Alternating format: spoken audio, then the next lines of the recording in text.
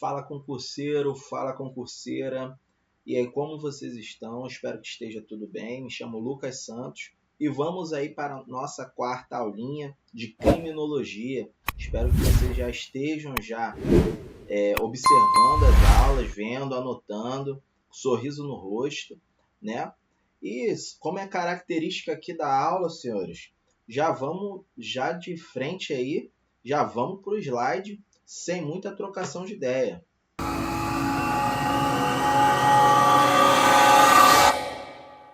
Aí, senhores, coloquei aqui uma artezinha aqui, escolas intermediárias, tá bom? E já vamos começar aí para a gente entender um pouquinho mais. Eu vou ampliar aqui só para explicar um pouquinho para vocês. Olha só, é de suma importância que a partir de agora você tenha anotado e tenha bem consolidado a diferença da escola clássica e da escola positivista, tá bom? Essas escolas intermediárias e chamadas também ecléticas, quais são as suas características? Elas tentam conciliar a característica do positivismo e também as características relacionadas à escola clássica, tá bom? Por quê? O que acontece? Elas vêm de uma ideia, cada uma tem uma característica, e todas elas vão fazer isso em comum. Só que uma ela vai ter uma visão um pouco diferente, mas em uma coisinha ou outra vai ter em comum, tá?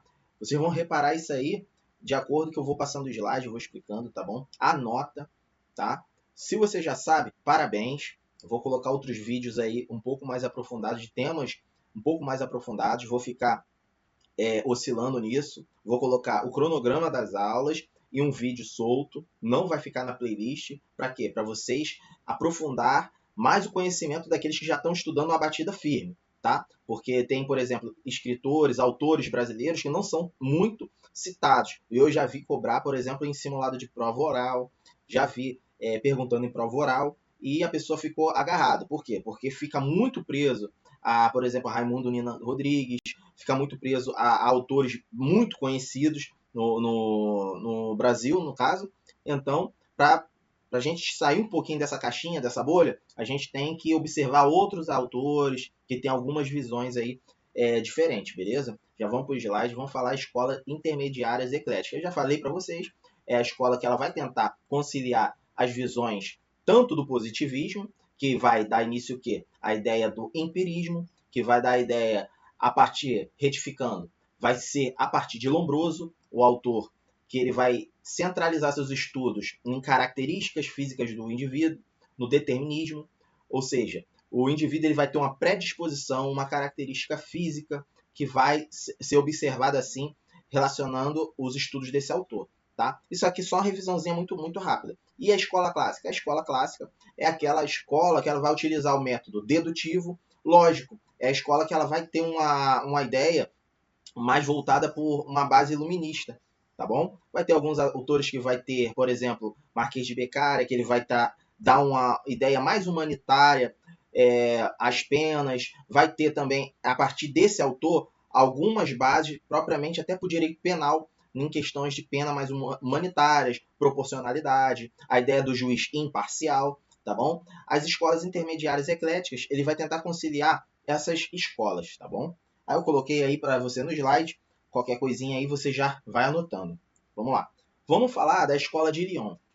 A escola de Lyon é uma escola bastante interessante, tem como expoente Alessandro Lacassagne, ou a Alexandre Lacassagne, que ele vai entender o quê? Ele vai observar o criminoso como alguém predisposto a cometer delito. Grave isso. O criminoso ele é predisposto a cometer delito. Ele não tem uma ideia, um viés, ele não tem internamente a ideia de ser um criminoso. Ele vai ser um criminoso a partir do local onde ele é colocado, no local caótico onde ele está. Ou seja, uma sociedade que é doente é mais predisposta a ter cometimentos de delito. Então, Lacassagne, ele vai trazer essa ideia. O criminoso, ele é alguém o quê? É visto como um micróbio dentro da sociedade. Ele vai ter essa comparação com um micróbio. Por quê? Porque num sistema, num ambiente que o favoreça, ele pode desenvolver a prática do delito. Então, eu já coloquei aí no slidezinho para você. Ó, o indivíduo possui uma predisposição ao crime, meio social influencia, a sociedade tem uma grande responsabilidade pela prática delitiva. Aí eu coloquei aí tranquilinho, é o resuminho, tá? Eu vou fazendo a aula dessa forma e o resuminho. É só isso. A aula é isso. Você pausa. Ah, pô, interessante isso que ele falou. Escreve. Tem esse hábito. Vai escrevendo para você ficar tranquilão e você passar nessa prova aí. Não é para ser especialista, não. O teu objetivo é passar na prova, mas para isso você vai ter que pagar essa etapa, beleza? Vamos para a próxima escola.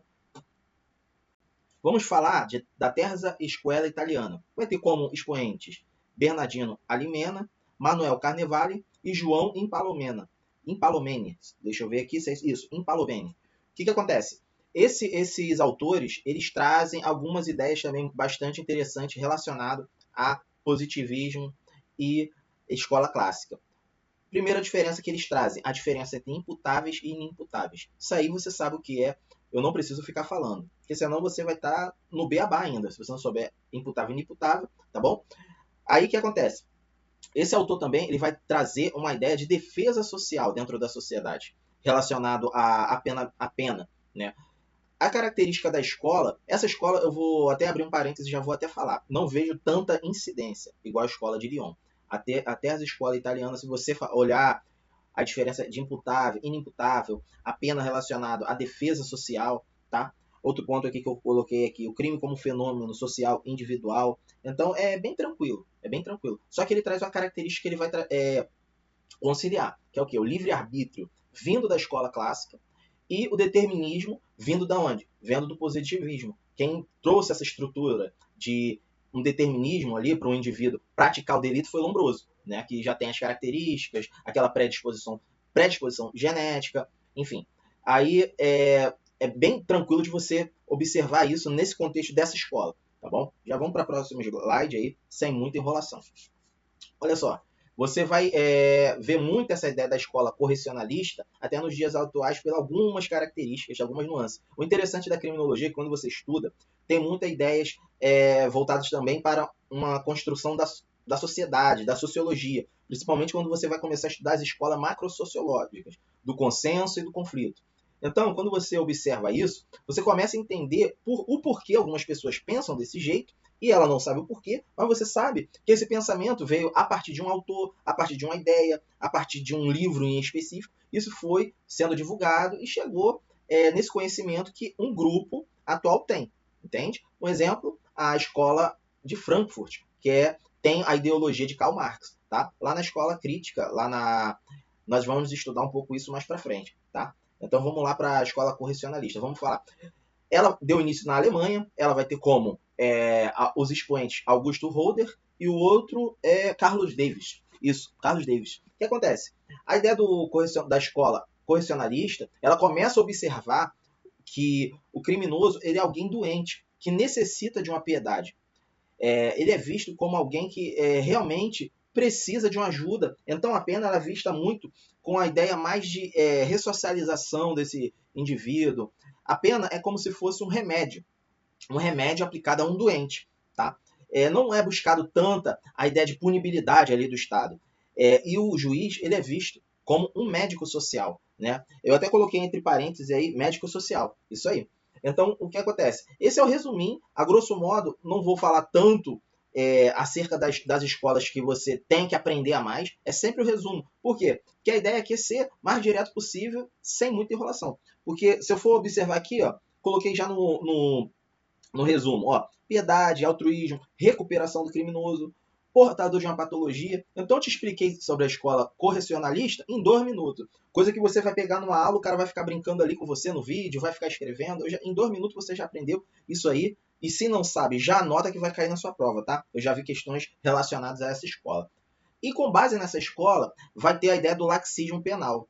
Isso no Brasil. O que seria o laxismo penal? O laxismo penal nada mais é do que uma ideia de ato de benevolência exacerbado ao indivíduo de práticas de crime. O que acontece? A ideia de julgar, de observar esse criminoso é desproporcional. Eleva a ideia de benevolência muito acima do comum diante de um fato grave na qual este cometeu. Entende? Então, essa ideia do laxismo penal é a prática benevolente. Aí eu coloquei aí para você, ó, é a benevolência exagerada, como eu já disse, ó, desarmonia, ou seja, uma desproporcionalidade relacionada ao delito que ocorrera, excesso de benefícios, ignora a periculosidade do agente. A ideia principal, excesso de suavidade na aplicação da justiça penal, tá bom? Você vai ver muito isso mais para frente, a gente vai estudar algumas teorias que a aplicação do direito penal para um grupo social é diferente de outros. Isso daí você vai ver relacionado a algumas teorias, mas eu não vou dar spoiler agora não. A gente vamos com calma, vou introduzindo o conceito devagarzinho, o conhecimento devagar para você ficar bem tranquilo aí na hora da tua prova, beleza? Escola da Política Criminal, tá? Também chamada de Escola Sociológica Alemã, Escola Moderna. Expoente Franz von Liszt. É uma escola que eu não vi tanta incidência, tá? Mas é importante você anotar os pontos relevantes. Coloquei aí que ela tem essa concernência em relação a diferenciar imputável de inimputável, assim como a Terra Escola Italiana, lá do Bernardino, do João Impalomeni.